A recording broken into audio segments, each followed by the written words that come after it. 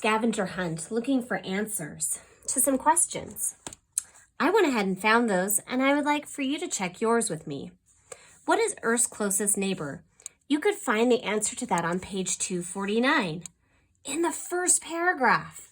So I'm going to reread this and show you where I found my answer. Everyone knows about Earth's closest neighbor. We see it in the sky almost every night. It is the moon.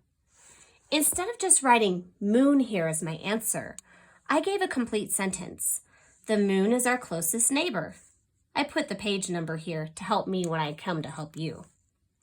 Let's check your second answer. Why do we only see parts of the moon? Well, I went through and I reread and I came to this place on page 251. I read here, we see only the parts of the moon that are lit by the sun. As the moon travels around the earth, sunlight hits the moon from different directions. When it hits the side of the moon facing the earth, we see a full moon. Wow, so we only see parts of the moon that are lit up by the sun. I didn't want to just say the sun does it.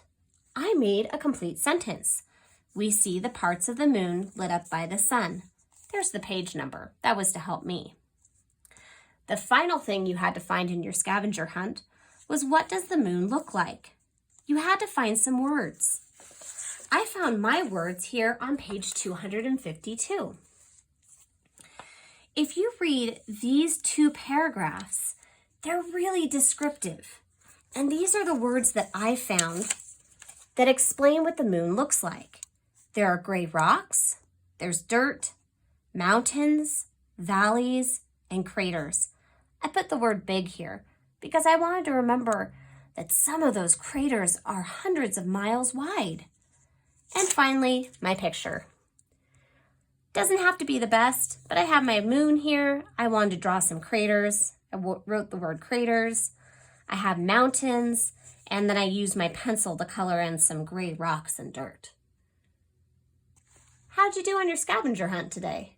If you need any of this, go ahead and pause the video and make any changes or adjustments to your notes.